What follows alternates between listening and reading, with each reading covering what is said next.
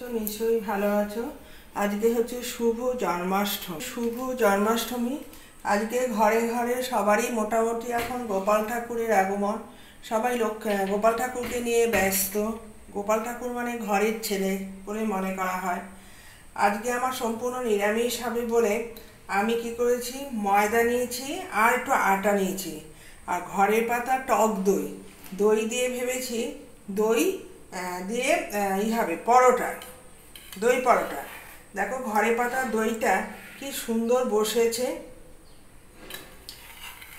বাইরের থেকে ঘরের দইটাই বেশি সুন্দর। এই ছাঁচটা আমি দোকান থেকে কিনে নিয়ে আসি আর বাড়িতে এটা পেতে নিই। টক দইটা আমার দেওয়া হয়ে গেছে। এখানে দিতে হবে সামান্য, যেহেতু টক দই একটু মিষ্টিটা দেওয়া হয়েছে, যেহেতু পরোটাটা যেন একটু লালচে লালচে কালারটা ভালো আসে, তার জন্য এখানে আমি একটু মিষ্টি অ্যাড করে নিয়েছি।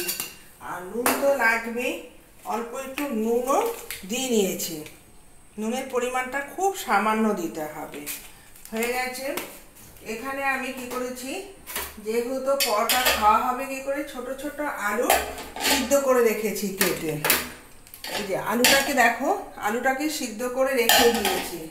এটা মাখো মাখো কষা কষা তরকারি হবে। এখানে আমি জলটা নিয়ে নিলাম। এবার এটার সাথে কিন্তু তেল দেওয়া যাবে না, টক দইয়ের সঙ্গে তেল দেওয়া যাবে না। এবার কি করছি, প্রত্যেকটার সাথে ময়দার সাথে মেখে নিয়েছি। এবার জলটা যদি আমি দিয়ে দিই তাহলে কিন্তু হবে না।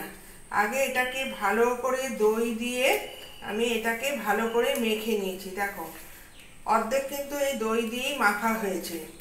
পুরো তোমরা দই দিয়েও মাখতে পারো, কিন্তু যেহেতু টক দই দিয়ে করেছি, প্রথমবার কেউ খাবে কি খাবে না, তার জন্য আমি অল্প বেশ 2 চামচ দই দিয়েছি। এইবার আমি একটু সামান্য জল দিয়ে মাখবো। দেখেছো অর্ধেকটাই মাখা হয়ে গেছে। এখানে আমি একটু জলই দিচ্ছি। আর যেহেতু দইটা এত সুন্দর ঘরে পাতার দই, তো সুন্দর একটা গন্ধ, এটা একটু নরম নরম ডো হবে, না শক্ত না নরম। যেহেতু পরোটাতে না, এই দই পরোটাতে কিন্তু শক্ত শক্তটা ভালো লাগে না, একটু নরম নরম। আর পরোটাটাও বেশ নরম নরম হবে।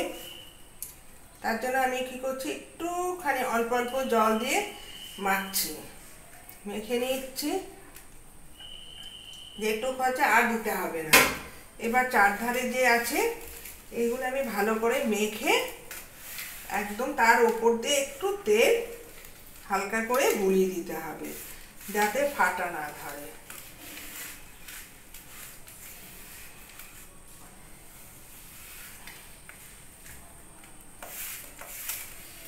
দেখেছো একদম টাইট টাইট করে আমি ডোটা তৈরি করে মেখে নিচ্ছি।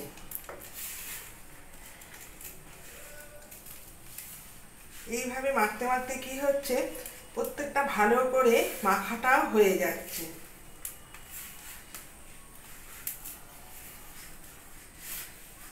রাস্তার ধারে তো জানো খাবারের দোকানের অভাব নেই।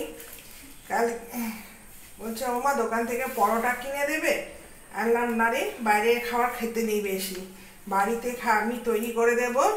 হ্যাঁ তোমার তো গ্যাস লাগবে, সময় লাগবে, সেটা না হয়ে এই যে খাওয়াটা কতটা ভালো, বাড়ির খাওয়াতে কোনোদিন পেট খারাপ করে না। আর তুই বাইরে যদি জলটা দেখিস যে কি জলে রান্না করছে, তার বাসনপত্র দেখলে তোর হয়তো দ্বিতীয় দিন এরকম মাঝে মাঝে বায়না করতো। আমি একদিন ওকে দোকানে গিয়ে দেখালাম, আমি দেখ এরপর কি কোনদিন আর দোকানে খাবার খাবি। তখন থেকে ওর বাইরে খাওয়ার প্রতি ন্যাকটা চলে গেছে।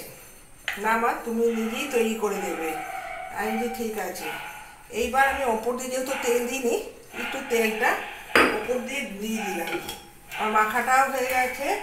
এই দেখো এরপর যে তেলটা মেখে দেওয়া যায় বেশ সফট থাকবে।